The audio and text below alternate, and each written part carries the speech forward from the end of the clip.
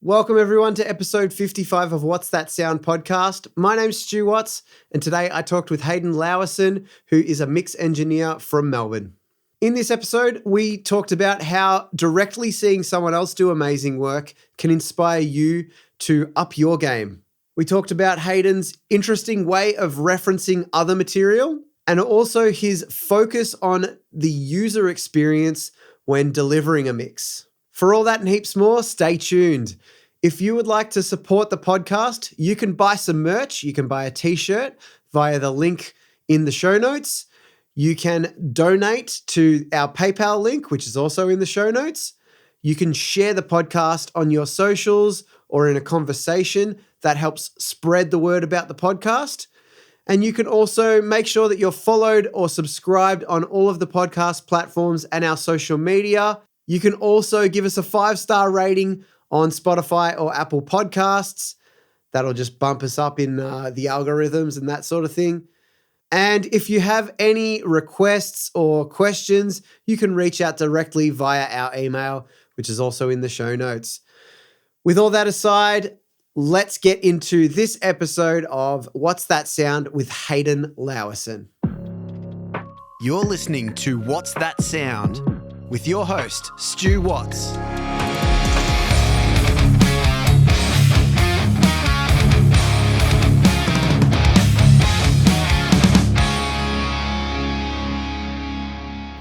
What's going on, everyone? Hayden Lauersen, welcome to the podcast. Hey. Good to see you, mate. Thanks for having me. You're welcome. It's good to have you here. Yeah. Firstly, before we start, I do just want to say thanks for having me on this podcast. Like, I'm loving podcasts lately. Yep. In the last couple of years, like earlier on, if you're trying to find out about this behind the scenes engineering stuff, it's like you got to look in books or read magazines or whatever. And in this whole new podcast era is really cool. Like if I get a song that I really love, and I love the sonics of it or something, I'll go straight to the credits, look at who worked on it, and I'll just type their name into Apple Podcasts and see if they've done a podcast. Yep. And nice. I'll listen to them. Yeah, there might be nothing, or there might be hours of content. I'm great, I've just hit the jackpot. Yeah. And then I'll get hours of this golden information out of these dark wizards behind the industry. So it's really funny and weird to be on the other side of the mic and add something to the space. This being my first podcast, so nice. I'm excited. It's good to have you here, man. Well, tell us a bit about yourself and what you do in the music industry, man. So I am. These days, I'm mainly a mix engineer, full time. Mm-hmm. But that came through, I think, being a yes man to almost any role to do with music. Yep. So over time, I've been a writer, musician, played in bands, been the singer-songwriter, been the drummer, been the bassist, been the guitarist. Any kind of role, and then getting into recording and production and it's just kind of anything to do with music. Whilst I wasn't making enough money at the start, I was teaching guitar. So I was teaching, taking on bar gigs or a wedding here or whatever. So just being a yes man and being any role to do with music, and then eventually funneling all of those things, slowly taking each piece away until it was cool, now we're just sitting down and we're mixing, which is what I love the most. It's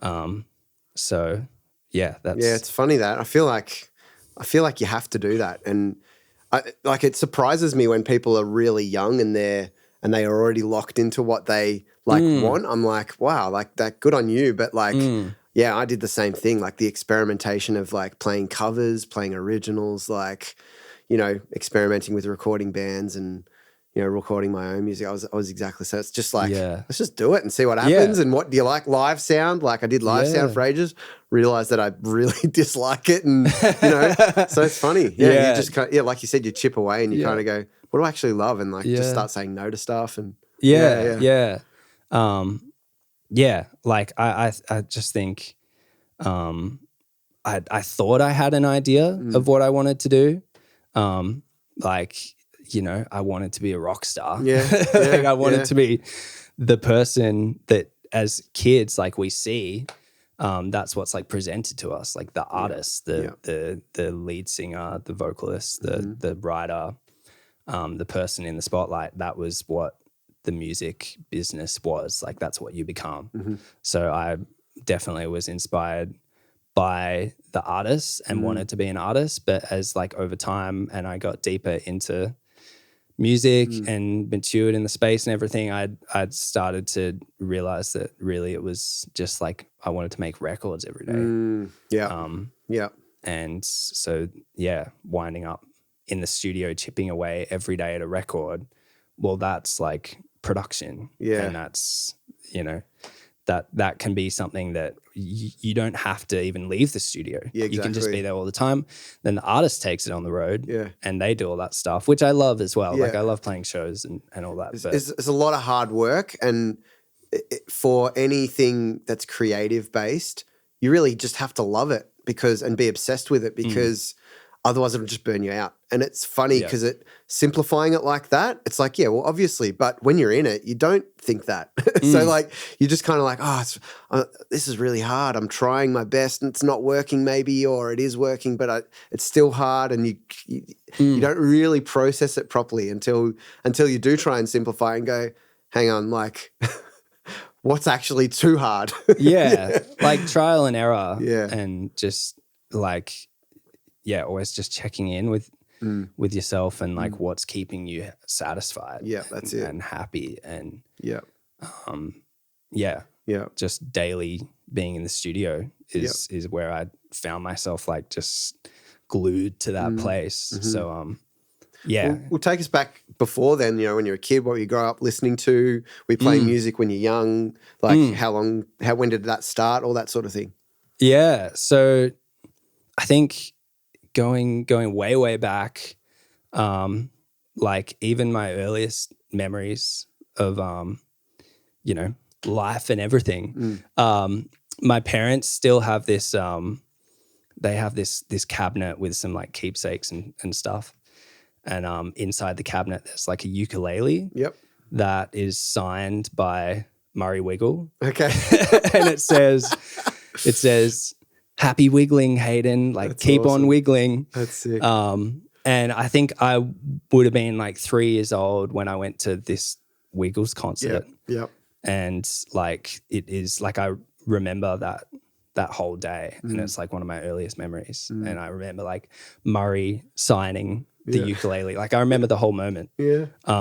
So I think like I was always just like enamored by music and like what it was like even as a young kid, like, and there's like family videos of me like just out in the backyard with like a spade or something, just like giving everyone a concert. Mine was like the pans and like toy drums and shit, like, so pots and pans and stuff. And then we had a lot of music, going to like church every Sunday. There was music in the church, and I was like always just like glued to the drummer. Like I was like, the drummer, like so cool. They get to do these big like gospel fills, and it's like they just carry the whole band. So like I think my parents caught that interest that I had in the drummers, and they would like go up after the service and like introduce me as like a little 5-year-old, and I'd be like, probably as a 5-year-old, have like heaps of questions to ask. Like I don't know what I was talking to him about, but I'd just like spend hours after the service just like talking to the drummers. And then when I was 7 years old, the church was like selling a drum kit for $100, like one of their old drum kits. And I thought that was like so much money at the time. Yeah, like, sure. like as a 7-year-old kid and like inflation or whatever now, I was like $100. I was so grateful that my parents bought me like a full-size drum kit. Like I thought I was getting the little one, the kids one. Yeah. Like I knew it was coming. Like we were talking up drum kit for the 7th birthday. But I walked in and it was the big one. Yeah. And I was like, whoa. It was crazy. At that age, that would be amazing to see like a huge mammoth drum kit in front of you. Yeah, it was so big and I was so small. And like photos of that are hilarious. But I would play that thing till like the curfew that my parents set out, which was 6 p.m. Yep. And like I couldn't play after 6 p.m. So mine was exactly the same. Yeah. Did you play drums? Yeah. But I didn't get my own drum kit till I remember Christmas when I was 13. Yeah. And turning 14.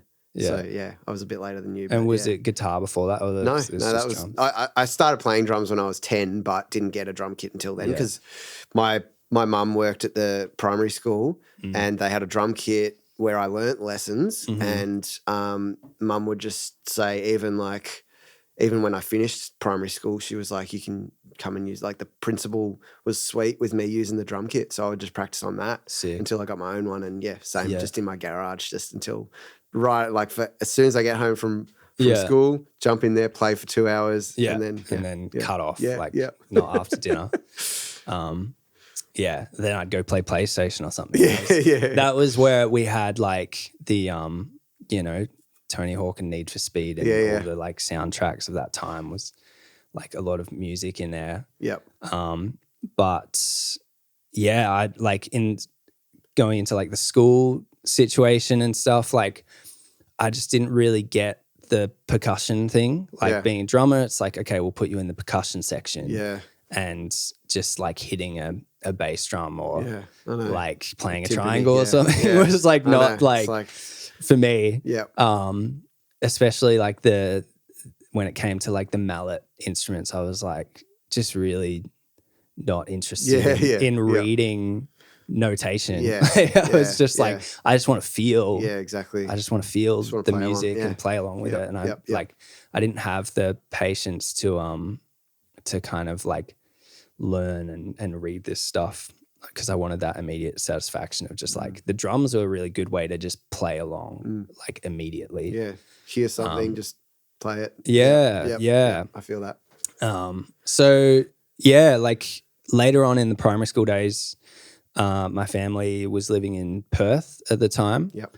And my babysitter was kind of noticing like, this kid's like really into the music thing, but he doesn't really have like the taste of like what he's listening to. He's just listening to like, I think the only album that we had that wasn't like religious in the house was like ABBA. Right. So I had like ABBA's Gold. Yeah. And classic. Like we would play that in the lounge room as a family and stuff. But like I didn't have much of a, broader listening aside from that. And so this babysitter like slipped me a CD and she was like, this is Powderfinger's greatest hits. Oh, shit. Random as. And I was like, this is rock and roll, like Australian rock and roll. Like I was really into that Powderfinger best of record. Fingerprints. Yeah, that was it. It's huge. Although my disc was burnt, like it didn't have the artwork. So the artwork in my mind is just like the handwriting. That's gold. I had Powderfinger and that like kind of broadened me into like listening to rock and other styles of music. And my dad and I were like looking in the paper at the time and there was an ad in the paper for the Powderfinger Silverchair tour. I remember that. I didn't go to it, but I remember it. Yeah. I saw him at Big Day Out. I didn't see Silverchair. I saw Powderfinger at Big Day Out one year. Yeah. That was cool. It was Powderfinger and Grinspoon back to back. It must have been like 2007 or something. Like that was the time. So I was 12 years old and like just Australian rock music was really cool in that time. Like I had an iPod Nano and it had like Eskimo Joe, Wolf Mother, Living End. Living End, like all these Australian bands that were like killing it, like they were winning the album of the year at the Arias, and that was the big music at the time. So we went to this Powderfinger Silverchair concert, and I was like so keen that I like even rode my bike to Claremont Oval to like watch the sound check like through the fence. Like that's good. I was just like so obsessed with this idea of going to this concert. And when we got there, it was really cool the way it was set up, because the underage or like the non-drinking section was like at the front. Cool. And the awesome. drinkers were like behind. Yep. So as like a 12-year-old kid, I was like able to be right on the fence in front of the bands. Amazing. And Silverchair came on first. I didn't really know any Silverchair. Yeah, right. I never got to see Silverchair. I'm spewing. Spewing. I fucking love them. Yeah. Neon Ballroom's one of the best albums of all time. Yeah, definitely. So I saw Silverchair first, and they became my favorite band. Yep. Like it was like Powderfinger was cool, but Silverchair was something else. Yep. And I was just like, it was that was like the kind of moment for me that I remember being like, this is what I want to do.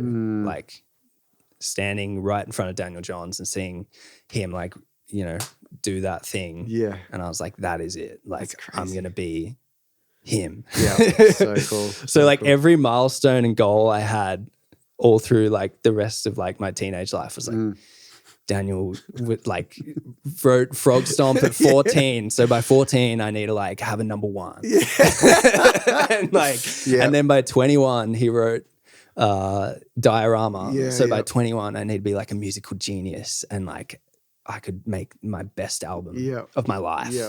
21. Like that was how I saw the progression. So I just jumped into like starting bands and playing in bands, because that was the way that I could do that, was by being in a band. So recognizing that the drums like was at the back of the band, and being like, well, I can't be Daniel Johns if I'm on the drum kit. So my sister was given a guitar, an electric guitar, for one of her birthdays, and it was around the age of 12. I was 12, and I think I just played it way more than she did. And I remember like do you remember hitting like the distortion button for the first time? I don't remember when I learnt about guitar distortion. I don't have any specific memories. My cousins played in a punk band, so I used to always play the guitars at their house, but I don't have any specific memories about. But I think I know what you mean. Like it was so exciting, like it, even just like picking up a friend's electric guitar, and you're like, whoa, this is it's electric. There's something like magical about it. So I just remember this little cash converters, like classic. 5-watt amp with like, and hitting the distortion button. Because probably for the first week or something, I was just playing on clean. And then I hit the button, and I was like, whoa, like this is like, I was just like. Completely different. In heaven, this sound. I was like, that's what I was listening to at the Silverchair concert. And just like treble on 10, bass on 10, like mids on 0. The scooped metal. It was sick. So I was just learned like every Silverchair song, Neon Ballroom. I had the book. I learned like every song. And I learned the whole like American Idiot album by Green Day. And that was like, I think Green Day was really interesting, because that really trained my ear, because there was no major or minor chords. Like it was just power chords. So it was so simple that I didn't even need the tab. And I could just listen to the whole record, and eventually I would just play along to it. Like I was playing the drums before, like just not thinking, just feeling the energy of the music. I got to the place on the guitar where I could just feel the energy of the record and follow where the fretboard went, and be like, chord degrees. Like that's 1, that's 4, that's 6. Like that's what that sounds like. That's early too, yeah. But I didn't have to major on minor or anything at that point. So that was a good kind of gateway into having like an oral, like some training sort of, yeah. So by the time like year 12 exam for the oral section, I like got 100%. And then the other stuff, where I was trying to like, still read the notes and stuff was not 100%. But that part, like just feeling the music was always something that I was like, that was for me. Yeah. So, and then, from after high school, what did that look like? Yeah, well, like just like going through the high school part, like I was still we moved to Melbourne. I was born in Melbourne, but we moved around a little bit because my dad was like a structural engineer and he'd do jobs in different cities. So eventually we were back in Melbourne for high school. So I went to Blackburn High School from year 8 onwards. And it was there they had this music program that unfortunately it's not like as thriving as it used to be. Yeah. But it was really like killing it at the like time that we were there. Sure. And all the teachers, like I think it was killing it like since the 80s because all the teachers were ex-students. Right. Like you'd see the school photos from like the 80s and the little like faces of the teachers that were still there today. And they had this great music program that was like, there was something really competitive about it because there were enough students interested that they had levels of bands, like junior, intermediate, senior. So you had like something to fight for. Yep. Like you had to audition to earn your place. And it just made all the kids like really excellent at what they were doing. So coming over from this rock thing and everything, like I came into this jazz like excellence world at Blackburn and was like, I don't know if I have the chops on the drums to be the top 3 drummers of the school. And all those places were taken already.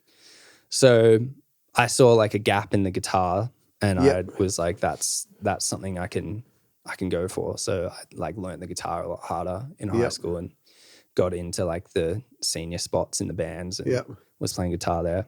But me and the drummer from that band, the Blackburn bands, his name's Tim Cox and he still plays drums, really good Melbourne drummer today.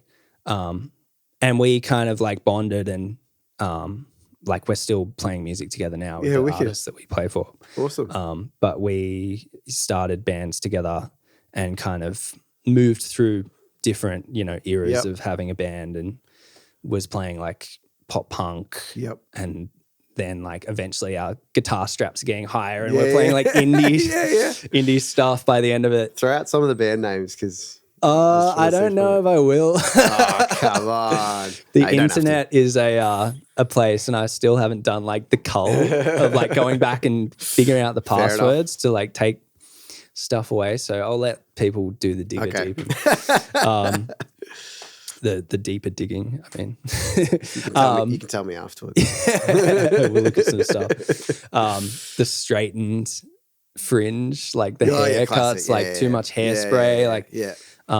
So the really cool thing about that time was like there was a really thriving like all age scene in Melbourne or in Australia. And there were lots of bands of like teenagers that had the opportunity to like gig and Freezer and stuff like Freezer, that. Fist to Face. Remember that place? Yeah, used to rehearse there. That whole thing and like the Castle and like these venues around the Eastern Melbourne area. EVs and stuff. EVs Youth Centre. So on a Friday night we'd like go watch Parkway Drive and the Amity Affliction and like play at Evie's and like we'd be moshing and then like the next Friday we'd be playing a pop punk show with our friends and like people would like there were these like fans that would like line up from like 6 a.m. for like absolutely no reason. I know. just to walk in the door at like 5 p.m. and then go to this show. But everyone was just like, there was a cool community. Yeah. And so up until that point, we were all kind of like recording our band and like our material. And we had a guy by the name of Chris Samos, who's like a great live engineer today. And he was the guy that was doing like live sound at the school assembly, the one that was like obsessed with the sound console. Yep, there was always one, wasn't there? There's one. They were always doing the theater productions. And, So, we were like all in the same year level. So, no one was getting paid or anything. It was all just like a, weekend fun thing to do. Sure.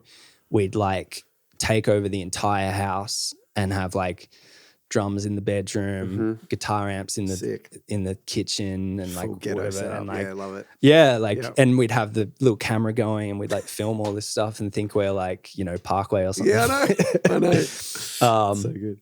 Yeah, so we just have heaps of fun recording ourselves, but the other bands in the scene had something like pretty, like they were doing something pretty like, top level sounding, and the artwork would look really good. And like, they were saving up good money to do this, and they were like going to proper studios and stuff. So, first experience like recording a legit EP.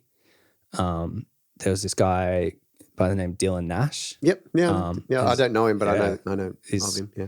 Great, doing great stuff today. He's like living out of London and working on mainly pop indie stuff. But he was the guy that was recording all the bands. I remember. Yeah. Yep. So we went up to Sydney for a week when we were all 18 years old, and we'd like put some money together and got in a car and drove up to Sydney and spent like a week there recording with Dylan. But the 2 weeks prior, I did all the pre-production myself. And because like, if you're going to have an efficient time in a recording studio that you're spending money on as a band, you should know like every single part that you want to record before you go in. So, I did. I spent that time with the guys in the band, and like it at home was self-recording the whole thing. Which, by the way, I didn't even like know that you needed an interface to like record. I was recording through. I had like a mixer, like a Yamaha live mixer that had like a RCA to headphone jack, and the old MacBooks used to have like an input. Yes, I do. I remember that. Yep. So I'd put the RCA into the input, and I was like, that's how you get sound into the computer. Yep. So like I would have recorded the whole thing like without an interface. I just got it through the mixer through that cable. And I just like figured out the pre-prod, and then when we got to the studio, I was like, this is really cool. Like just seeing what Dylan was doing. Yeah. And I was just like watching through I was in the vocal booth, and he had like the TV with Pro Tools on it, and you could like watch the vocals getting comped while you were singing. That's cool, yeah. And like you could pick the takes, like he had each different color and stuff. And I was like, just like seeing how a producer worked was like pretty amazing to me. I was like, this guy's getting our money. Yeah. This guy's getting paid. Yeah.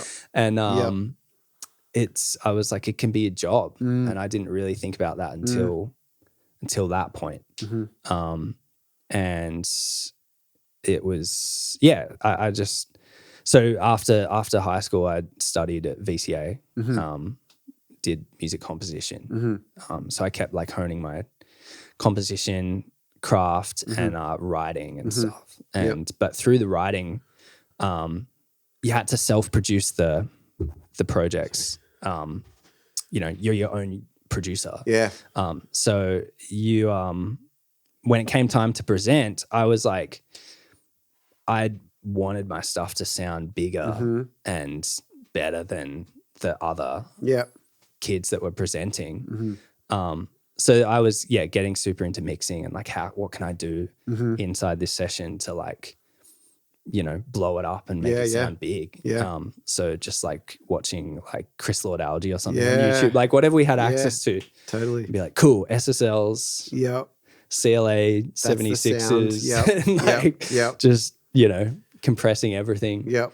But yeah, I was getting into mixing and I think started to realize that my attention was shifting from like, I'm no longer caring as much about writing a song every day and making these worlds of music. I'm now like obsessed with finishing songs and not starting songs. Yep. Like, so when other people around me had songs that I heard that were like half finished, like I would want to jump over there and be like, let me finish it. Like, let me mix it.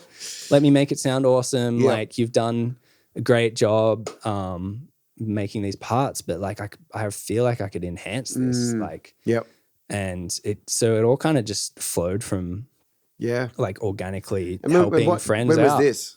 This is like when I'm 21, like last year of uni. Yep. So this is like 2013 kind of time. Sure. Yep.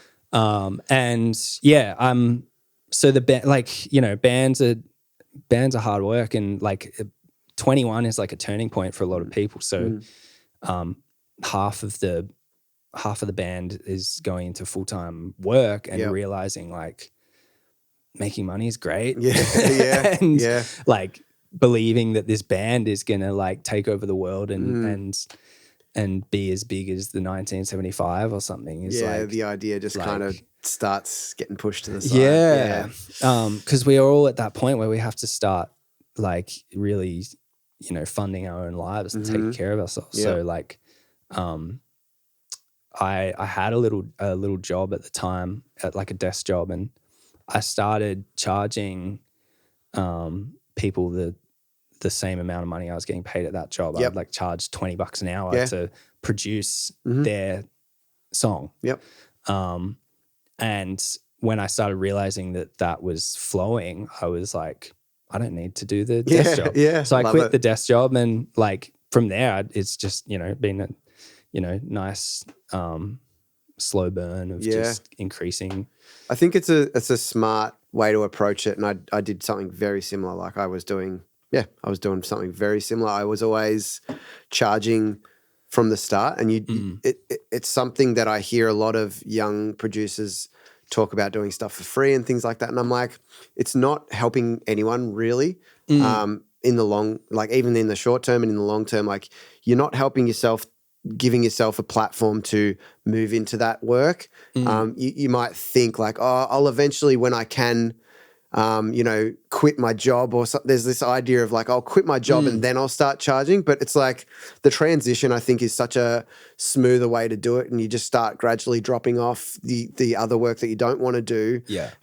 But I think it's really important. And I have this conversation with a lot of people that you should just charge from the start, whether that is the same rate, peanuts, whatever it is. I think, if you don't want to, if for whatever reason you feel weird about charging money, just charge the cover cost of you being there, the time that it takes to get somewhere or hiring a room or something. Like, think of it in those sorts of ways. But I think I did a similar thing to you, where it was like I was charging the equivalent of like what I would get for work. And I think that's smart because like you said, it's like my time is worth this much.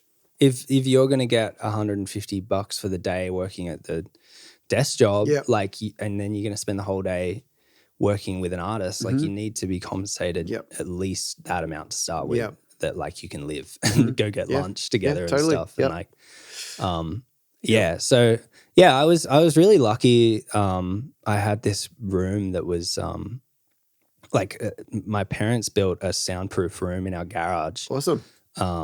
To kick the band out of the lounge. Because like we were rehearsing and the neighbors were getting pissed off. So fair enough. I had this rehearsal room, but as I got more into recording, it became my studio. So I had a studio in the back of the house, and I just spend like the entire night in there. I was the night owl, and I was working through the night, like on just doing it projects. But yeah, like just wrapping up that whole story, I think it's important to note as well that I had bumped into a girl by the name of Elle, who has a project called Woods. Yep. She was at my university, and she was really interested in like the guitar sound that I was playing in my band, which was pretty much just like the Blue Sky pedal was responsible for that. Yeah. I bought like a Strymon Blue Sky for $250 at Deluxe Guitars. Nice. Good pickup. Before they skyrocketed in like value. $700, $800. And I bought it because the Matt Corby guitarist had this sound. Yeah. And I was like, what is that sound? And someone told me it was the Blue Sky pedal. So I bought that and had this long atmospheric sound. And Woods was like, that's something I've never heard of and I need that for my project because it would suit my project. So whilst the band had just broken up, the timing was that Elle like asked me to come on tour with her, and that was my first opportunity to like play interstate and tour. So eventually we brought Tim in, like the drummer I was always playing with. Like, so Tim and I kept playing together, and we were touring as like a Woods band. And I think between like 2016 to like when COVID happened, we would have toured Australia like at least 12 times over or so. Just got the opportunity to experience like the road and how touring works and live shows and big venues. Like we were playing great support slots and did some good festivals and even did like South by in Texas. Did that thing. Sick. And like Elle is just such a great mentor in terms of like she was an artist that really took the business seriously. And beyond university, like was able to have a project that was like sustainable. Because she was business minded too. Yes. And we worked together as a little live band and there I got the opportunity to eventually like mix some Woods songs and get my foot in the door for like just getting some runs on the board for mixing in like some great sounding songs. So like grateful for opportunities like that where because you can't be a mixer without the great music to mix.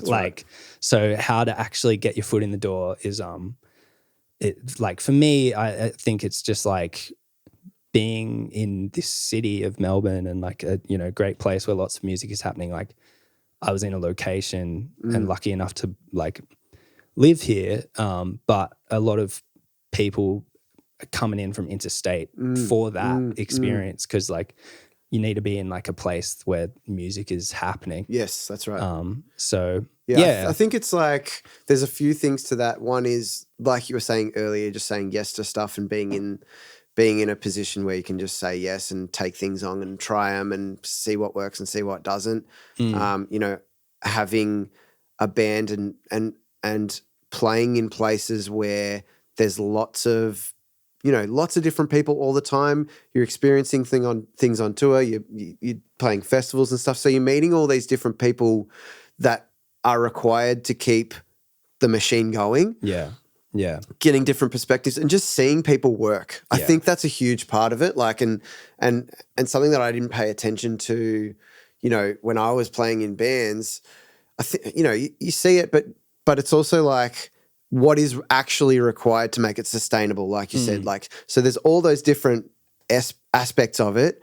And I think seeing other people working really hard is a huge thing for you to go, okay, that's what it takes. Really. And it's like, seeing a song deadline and seeing everyone hustle to get it together and just not being in that vacuum of self-producing from my parents' like soundproof room. I was lucky enough to be out there in situations where the kind of awareness of what you're doing kind of is put out there because you're meeting people on the road and you're going interstate and out of your own city and kind of building your web of connections and industry people that you meet on the road. And Eventually, I was, by the time COVID was wrapping up, I was like getting itchy feet, and I was like, I need to have a studio of my own, like in a commercial space. And that was like one of the best moves that I made was like setting up a room that was somewhere like commercial and outside of a home environment. And where was that? That was in Oakley at with the M Squared guys and Rob Amoruso. Yep. So the three of us, there's two guys in M Squared, so the four of us had rooms in. Yep. Were the Entente guys space there as well? Entente was in whatever way, I don't know. Yeah. They were in my room before me. Right. Yep. And Ben Oldland. Yep. They were all in my room. I'm in the VB room. It's got like it's got this big VB right. You know, bottle shop sign out the window. It's a great room. Like there's light flowing in through the windows. Nice. You can like kind of people watch on the street. There's like it keeps my mind so like open. Yeah. And it's you get a lot of sun, like going out for walks, and like the Oakley Strip's right there, so there's like great food, souvlakis and things. Nice. You got to be careful to keep it light so that you can come back in and do good work. Not just want to sleep. So that was just a great way to be in a community of people that were doing the same thing, get a bit uncomfortable. Like at first I'm like, I didn't know whether to turn my speakers up, like, because the other guys, like, there's no soundproofing in that place. So all the sound's pouring through the doors and everything. Right. And because it's just like a commercial building, like with offices kind of. And Rob and M Squared guys were just like pumping out songs every day, like song after song. Like every day was a new song. I was like, how are these guys working so fast? And just moving on. And just like, and it's good material. It's not like they were rushing or anything.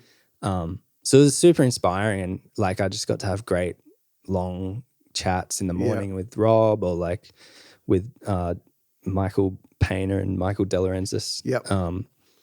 And they became like really good mentors around me. And I really like in that time was like, I went into it as like writer, producer, mixer. Sure. But because you need to do the writing sessions to like connect with artists. Sure. Like it's like a free opportunity to make music. Yes. Meet artists, connect. And when they would receive that like one day demo and it was like so well mixed, especially the vocals were like, they're getting a vocal they've never heard before that is actually like making them love their voice again. Totally. And like you've got that job as the vocal engineer or as now you're mixing everything they do. So they'll do their writing sessions elsewhere, but then they'll send it back to you to mix. It's like, I was not just funneled as like always, you know, day one was a mixer. It's like I had to eventually shift that amount of time I was working from, you know, as we were saying, like dropping those things along the way. Like I don't write a lot these days, and I only produce projects I'm like really passionate about. But I'm so how many productions a year at the moment now do you feel? Maybe like 5 or so. Like 5 songs. Maybe I'm always working on like kind of one production at a time. Fair enough. We'll like take my time with it and make it as incredible as I feel it could be. But I'm like so happy to walk in and have like the lifestyle of doing music full time.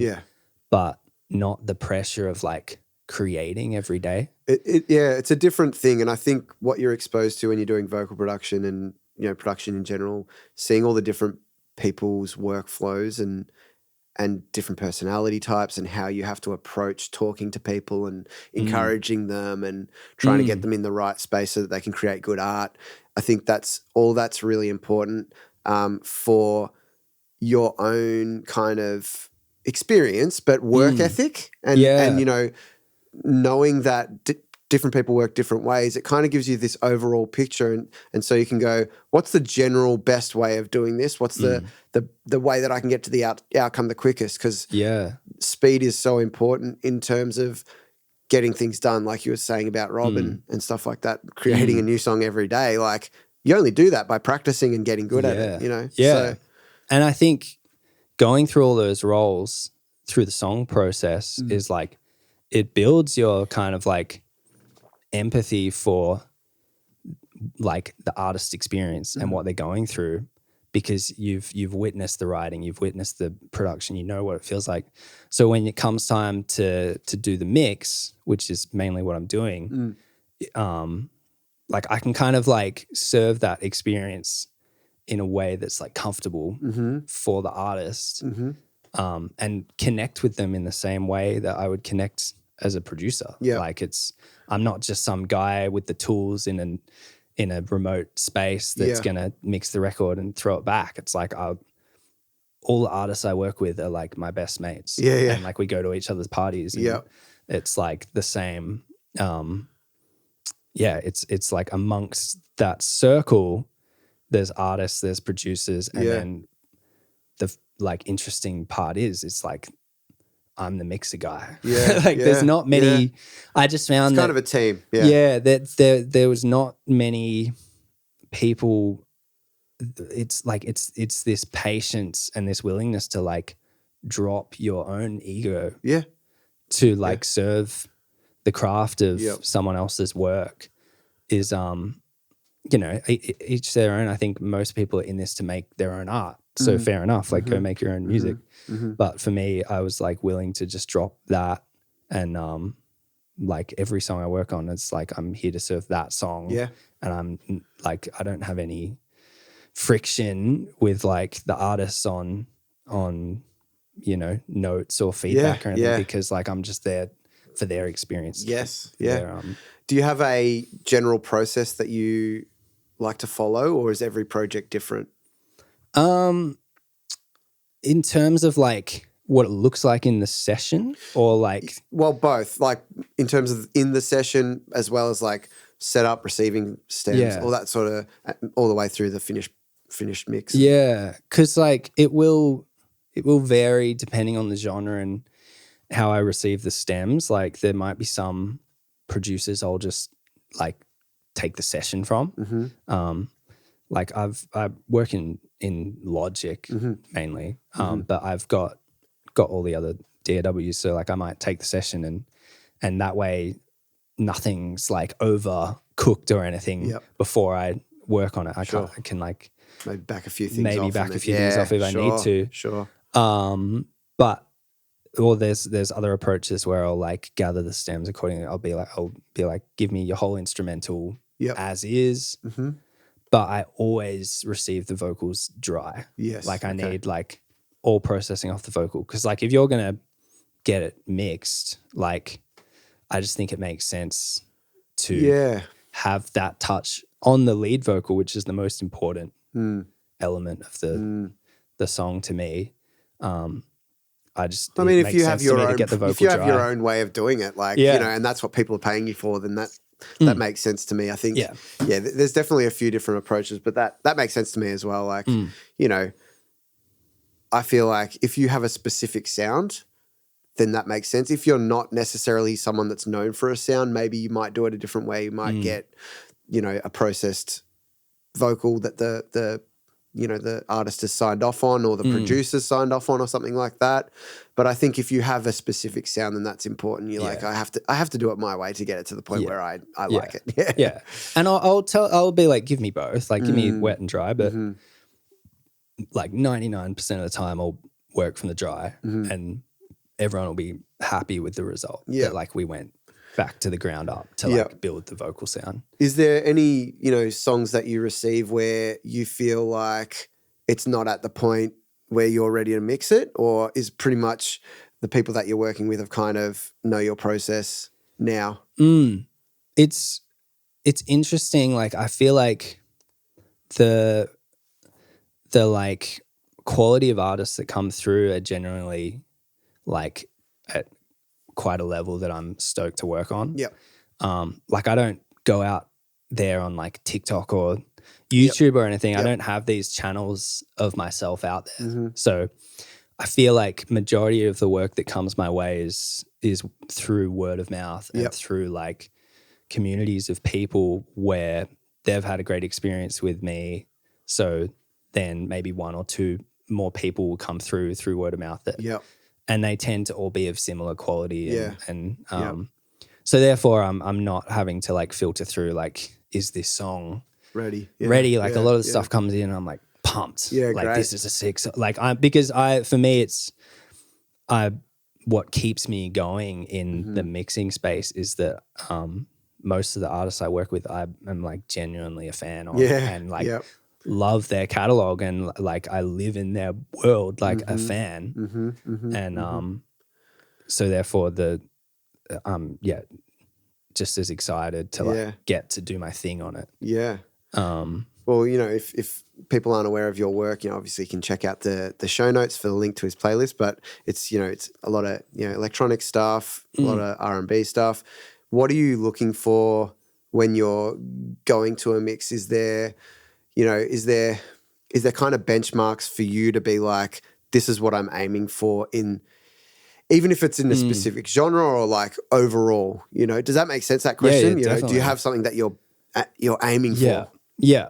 Because like we live in a world of rough mixes and production versions and a lot of the time with like new clients, they're coming in and they're like a little bit unsure of what's about to happen. Like they love their production version but they don't quite know like if it's, you know, why is it not standing up to the other stuff in the world that's you know, top tier. So I really like try and set the bar to like the top tier as best as I can. So I'm like using like, you know, something like Soundflower. Before I'll start the mix, I'll grab like 2 or 3 references that either the artist was into or like that I feel is close to the like style of the song. And I'll pull in those references through Spotify, ripping into Soundflower into my session. And the reason that it's in the session is because, and then normalizing it so it's at mastered volume. And it's there so that I can like check my loudness, check my balance.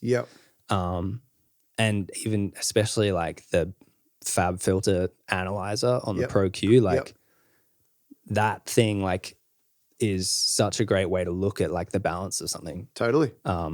Like there's a specific way that I'll set it. So it's like, so I think like the default slope, which is like 4.5 dB is like kind of like the pink noise line. It's like the balance that we perceive music to sound balanced at. It's like the bass and treble when it's on that 4.5 dB slope on Fab Filter, like the bass and treble should be like in balance. Sure. And then the mids, you can, depending on the genre, you can kind of scoop or not or push. So that's using based on your references. So like just analyzing so many songs and what the LUFS is and what the Fab Filter analyzer looks like, and just I reference less and less because I don't feel the need to always be doing it, but I will set the bar there so that the mix that I send back is like of like comparable the same quality, like comparable caliber of like what plays back. Like essentially sounding mastered. And then the mastering will do that extra little touch to like fix up a little bit of like mud that I left it hanging around or something. Do you have to change too much in like sonically of the productions that you receive? Do you have to do much like sample replacement, that sort of thing, to get things to a place, or are you kind of leaving that? Because what I notice in your mixes and I think there's a different enough sound in every song, but what I think what I loved personally was the bass relationship of everything kind of had that uniformity, like the bass compared to the drums, you know, it's sitting in the perfect spot, man. Like it's not too woofy, it's not too thin. You know, I think that feeling of the bass is really nice. Yeah. Yeah.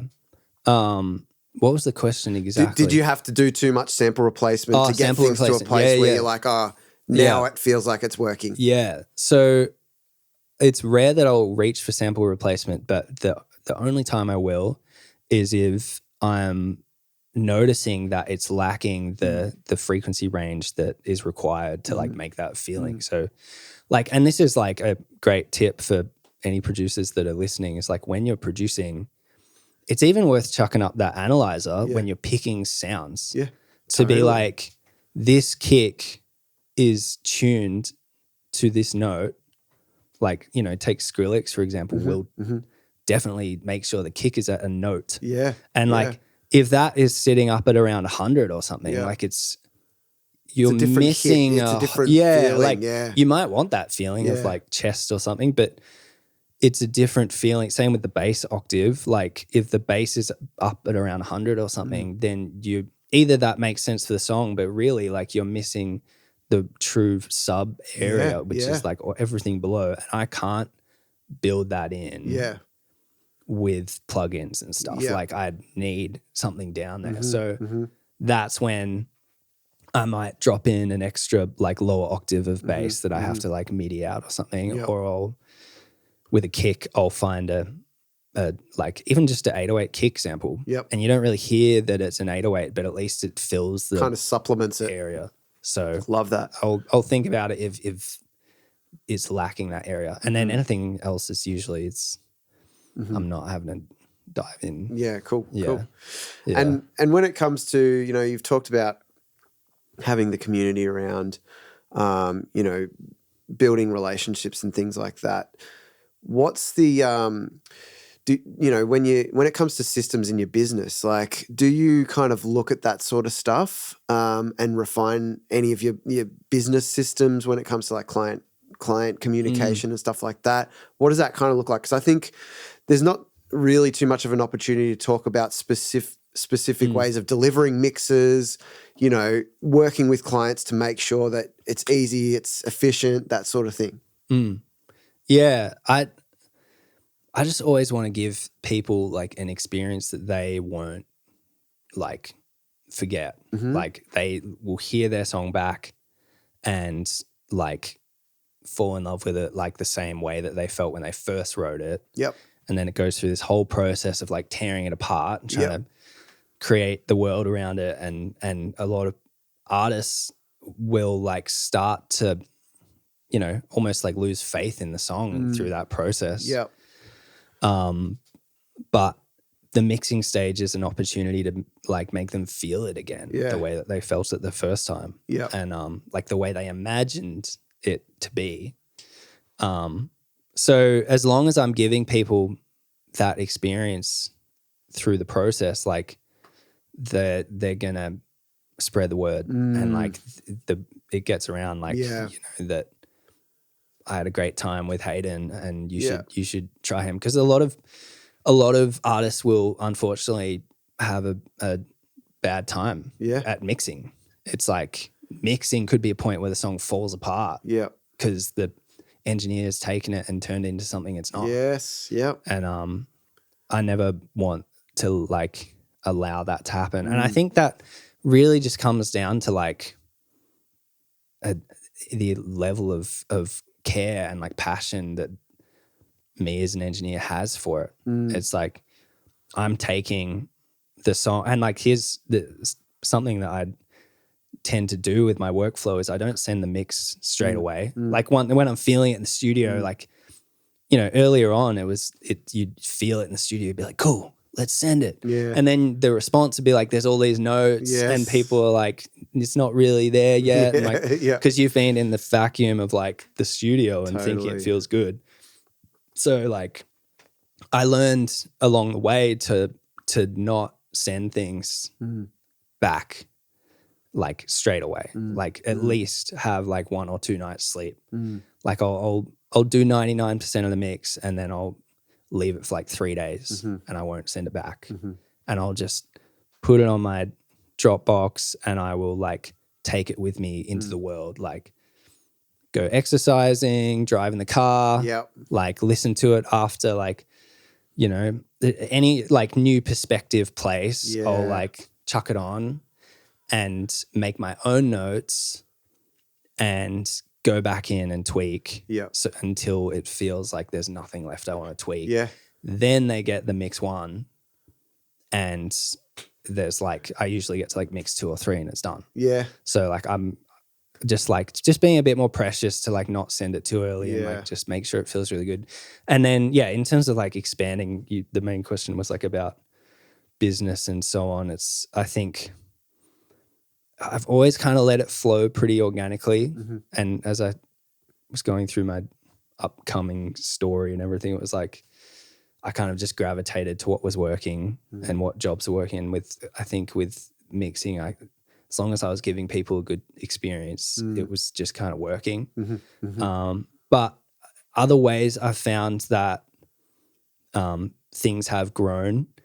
Mainly like the studio was a big one, like being around a community, being in a public space, being like seen as like you're serious about this. You have a room. It's it's a professional space. You go in there every day. You're a professional. You're working full time on this. So people like build trust at what you're doing. And then other ways is like, I think it's been kind of like I don't have a manager myself for what I do, but artist managers have been pretty important for me in terms of like building my network. Sure. So if an artist manager enjoyed the experience, then I've got the whole management roster. That's great. So it's like I've gone from mixing Tentendo to like his manager Dion being like really stoked, and then I'm mixing like Sophia, Blushko, Akosia, like everyone that was on his roster came through Dion.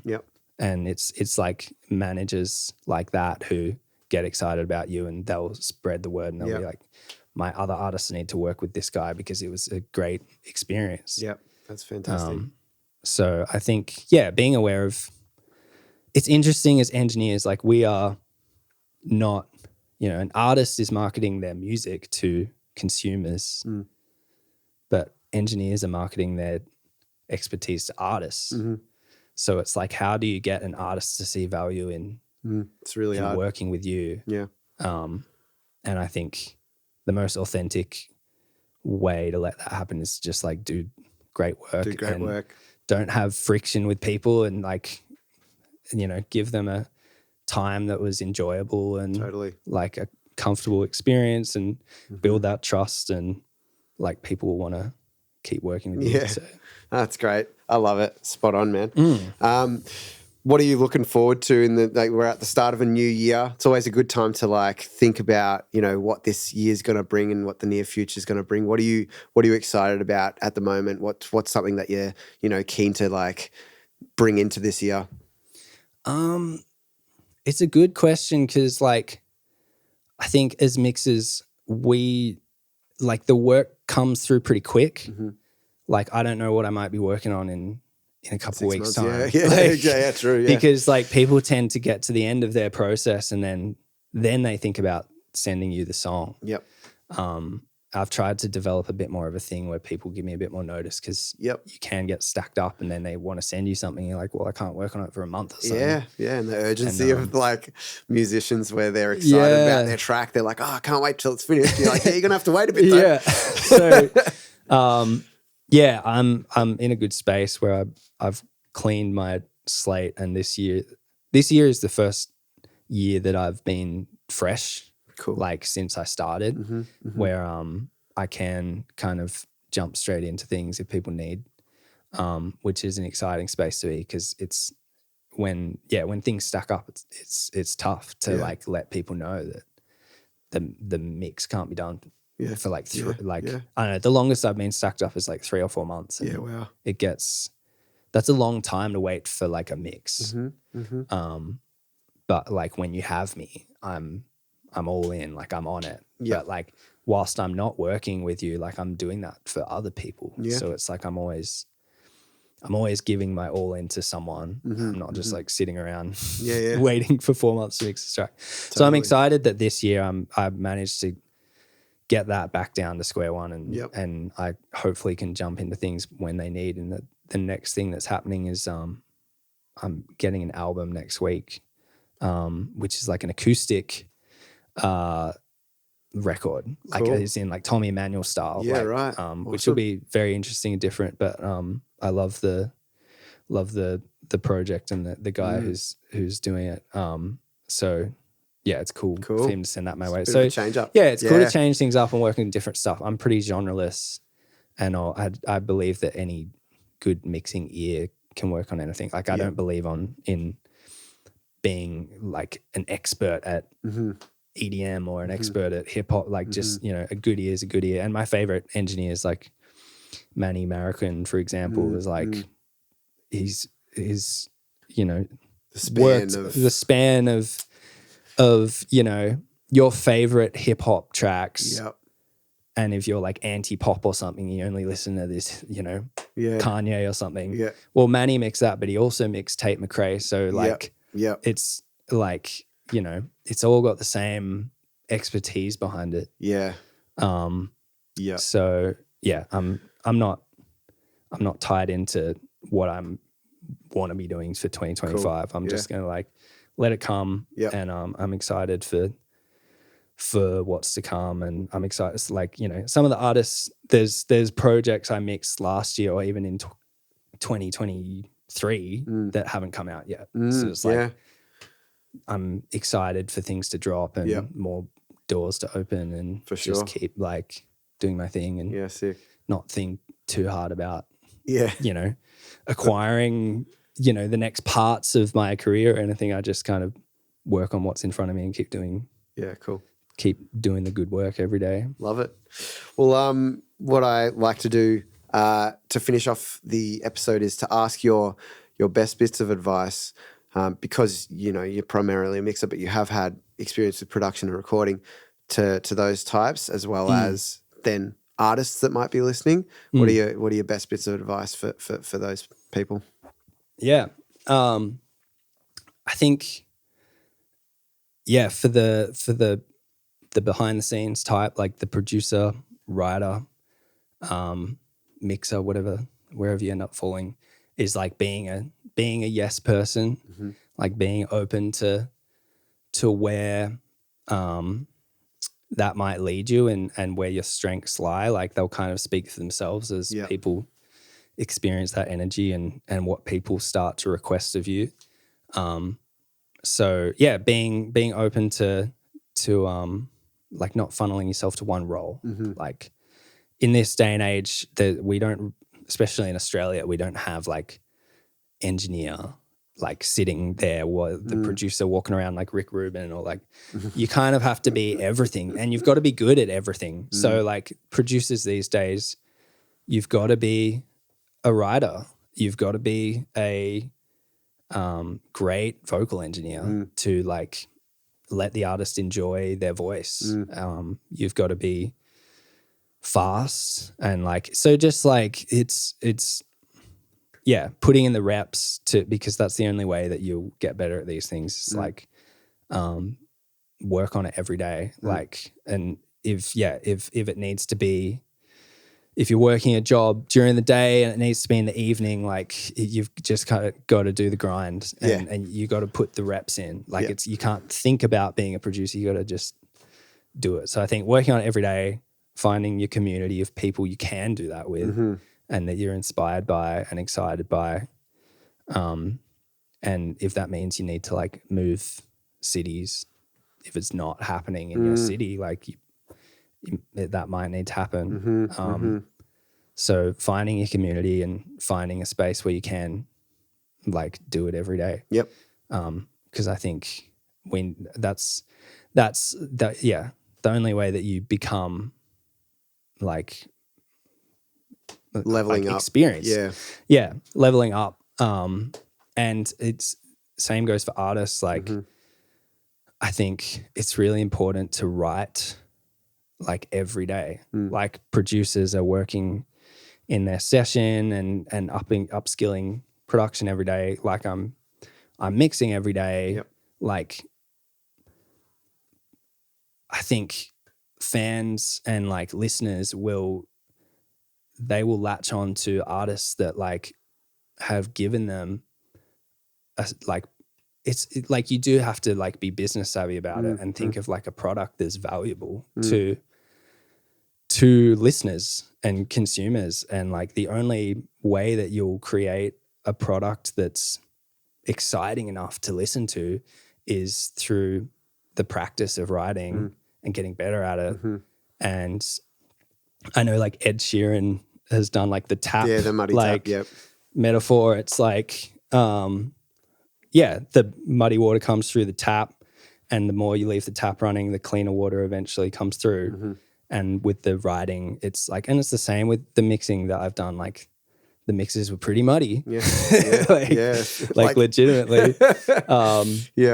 And they got cleaner. It's funny. I think with the writing, it's like, and as an artist, when I was writing, I kind of like acknowledged that was kind of fading. Like I didn't have that everyday drive to write, and I was like procrastinating and overthinking it, and I wanted it to be like too good before I even put the pen on the paper.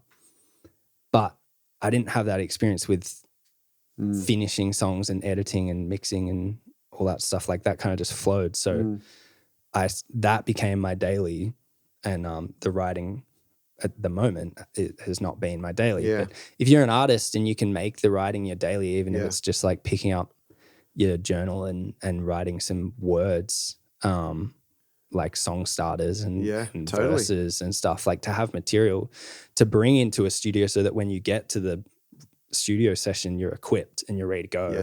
The best writers I've seen like have song starters ready to go. And like they've got topics and ideas they want to write about, and it might be like 50 ideas. Like it's not just, I was thinking about this morning. Exactly.